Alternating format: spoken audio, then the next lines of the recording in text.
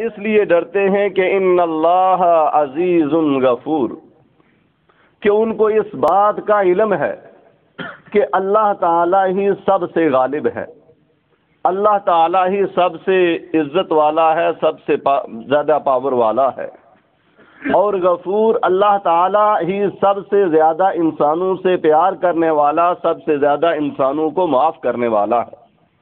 انسان کتنی ہی غلطیاں کر لے، کتنی ہی کوتاہیاں کر لے، جب اللہ کی طرف وہ پلٹ کر آتا ہے تو فرمایا کہ ان لوگوں کو پتہ ہوتا ہے کہ اللہ ضرور معاف کرے گا۔ اور فرمایا کہ ان الذین یتلون کتاب اللہ، یہ چیز ان کو کہاں سے ملی؟ فرمایا انہوں نے جس وقت قرآن و حدیث کا مطالعہ کیا، قرآن و حدیث کو جس وقت لوگ پڑھتے ہیں، یتلون کتاب اللہ، تو قرآن جو ہے سب سے پہلا انسان کو درس یہ دیتا ہے کہ اللہ تعالیٰ سے انسان ڈر جائے، اللہ کا تقوی اپنے اندر وہ پیدا کر لے۔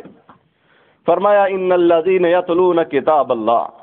جو انسان اللہ کی کتاب کو پڑھتا ہے اور اس کے پڑھنے کے بعد اس انسان کے دل کے اندر اللہ کا خوف پیدا نہیں ہوتا، اللہ کا ڈر اس انسان کے اندر نہیں آتا، وہ چاہے 40-50 قرآن جو ہے وہ سنتا رہے، وہ ان کو پڑھتا رہے، جتنے مرضی قرآن وہ پڑھتا رہے، لیکن فرمایا کہ ان الذین یتلون کتاب اللہ،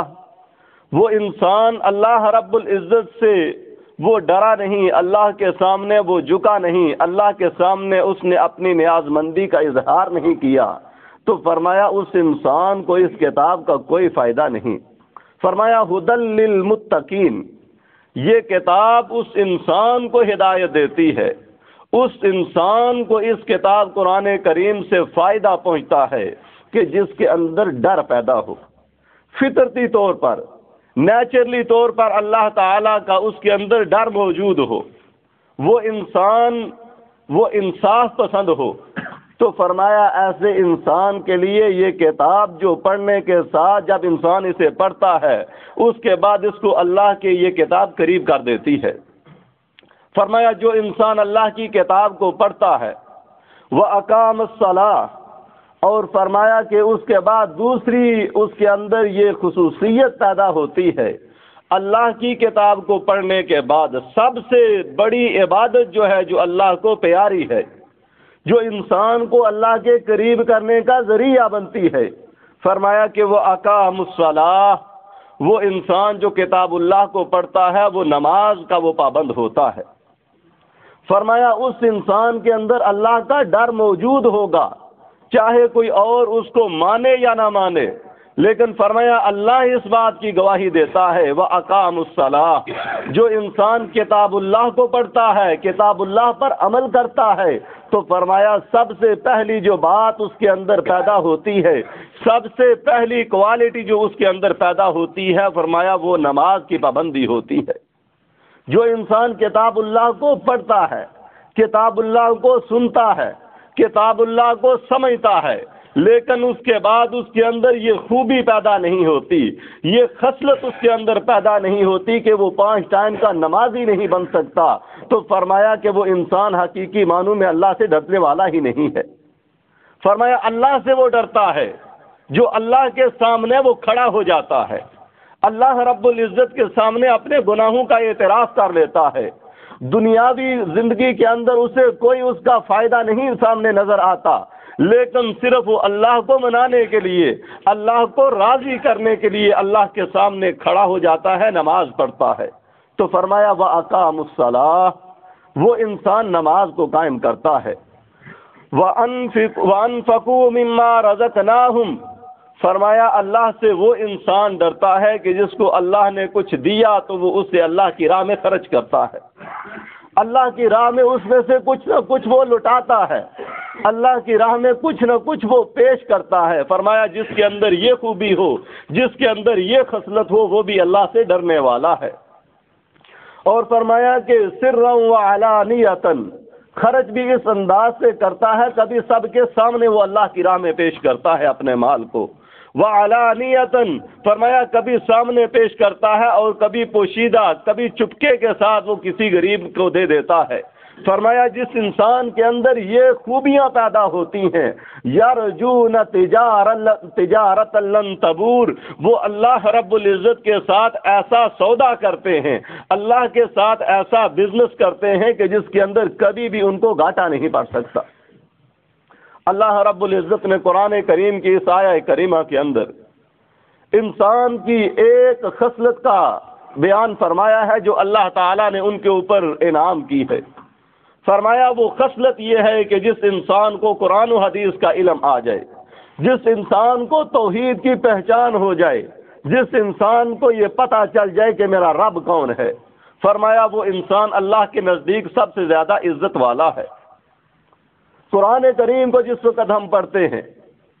تو پہلے نبی سے لے کر آخری نبی تک جن کے جتنے بھی واقعات آئے ہیں، سب کے اندر جو فضیلت والی بات نظر آتی ہے وہ علم ہی کی آتی ہے۔ اللہ رب العزت قرآن کریم میں آدم علیہ السلام کا تذکرہ بیان فرماتے ہیں کہ انسانوں کے باپ آدم علیہ السلام کو اللہ تعالیٰ نے پیدا فرمایا۔ فرشتوں نے اس وقت اعتراض کیا کہ اللہ تو اس کو کیوں پیدا کرنے لگا ہے؟ اس سے پہلے اس دنیا کے اندر جن موجود ہیں، تو دیکھتا ہے کہ وہ فساد کرتے رہے، وہ خون خرابہ کرتے رہے، اب تو ایک نئی مخلوق ان کے اندر لانے والا ہے۔ اللہ رب العزت فرماتے ہیں کہ جو میرے پاس علم ہے، انی اعلم ما، کہ فرمایا جو میں جانتا ہوں وہ تم نہیں جانتے۔ اور آدم علیہ السلام کو اللہ رب العزت نے جو باقی ساری مخلوقات کے اوپر فضیلت بخشی، فرمایا وہ یہی ایک علم تھا، توحید کا علم تھا۔ وَعَلَّمَ آدَمَ الْأَسْمَاءَ كُلَّهَا ثُمَّ عَرَضَهُمْ عَلَى الْمَلَائِكَةِ،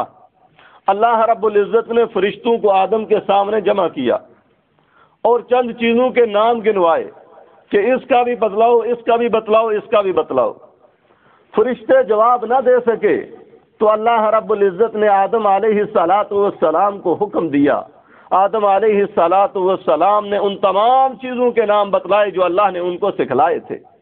تو انسان کو اللہ رب العزت نے جو بنیادی طور پر جو اس کو فضیلت بخشی ہے، جو اس کو مقام بخشا ہے، وہ انسان کو علم کی بدولت ہی بخشا ہے۔ جس انسان کے پاس علم ہوتا ہے اس کو کھرے کھوٹے کی پہچان ہوتی ہے، اس کو یہ پتہ ہوتا ہے کہ یہ کام کروں گا تو مجھ کو اس کا یہ فائدہ ملے گا، اس کام سے میں بچ جاؤں گا تو مجھ کو اس کا یہ فائدہ ملے گا۔ فرمایا اللہ رب العزت نے اسی بات کی طرف قرآن کریم کی طرف اشارہ فرمایا، نبی علیہ السلام کی طرف پہلی وحی بھیجی اور اس بات کا اعلان فرمایا، اقرأ بسم ربک الذی خلق خلق الانسان من علق اقرأ وربک الاکرم الذی علم بالقلم علم الانسان ما لم يعلم۔ اللہ رب العزت پہلی وحی محمد الرسول اللہ صلی اللہ علیہ وسلم کی طرف بھیجتے ہیں اور پہلی وحی کے اندر محمد الرسول اللہ صلی اللہ علیہ وسلم کو اور امت محمدیہ کو اس بات کی تلقین کرتے ہیں، ان کو اس بات کی نصیحت کرتے ہیں۔ فرمایا اقرا، اگر تم نے پڑھنا ہے اللہ کے نام کو، اللہ کا نام لے کر تم پڑھنے کا آغاز کرو۔ پھر یہ نہ کہو کہ ہماری زبان قرآن کو پڑھتے ہوئے چلتی نہیں، ہم حدیث کو سمجھ نہیں سکتے، ہم حدیث کو پڑھ نہیں سکتے، قرآن کریم کی گہرائی کے اندر ہم پہنچ نہیں سکتے، قرآن کریم کی وسعت کا ہم احاطہ نہیں کر سکتے۔ فرمایا ایسی کوئی بات نہیں ہے، تم جس وقت قرآن کریم کو کھولو گے، اللہ کا نام لے کر اس کو پڑھو گے تو فرمایا پھر اللہ تعالیٰ تمہاری مدد فرمائے گا۔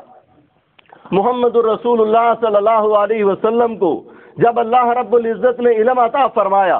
اس سے پہلے آپ بالکل امی تھے، بالکل ان پڑھ تھے، آپ علیہ السلام لکھنا پڑھنا کچھ بھی نہیں جانتے تھے۔ آپ علیہ السلام کے پاس جبریل امین آتے ہیں اور کہتے ہیں کہ اقرا پڑھو۔ محمد الرسول اللہ صلی اللہ علیہ وسلم فرماتے ہیں ما انا بیکاری، میں تو پڑھنا جانتا ہی نہیں، میں کبھی مدرسہ میں نہیں گیا، میں مسجد میں نہیں گیا، میں کیسے پڑھوں؟ جبریل امین ان کو پکڑتے ہیں، زور کے ساتھ ان کو اپنے ساتھ لگاتے ہیں، بھیجتے ہیں، پھر کہتے ہیں کہ پڑھو۔ پھر محمد محمد الرسول اللہ صلی اللہ علیہ وسلم یہی جواب دیتے ہیں۔ تیسری بات جبریل امین کہتے ہیں اقرأ باسم ربک الذی خلق، ذرا اس اپنے رب کا نام لے کر پڑھیے تو صحیح جس نے آپ کو پیدا فرمایا، دیکھنا وہ رب تم کو کیسا تمہارا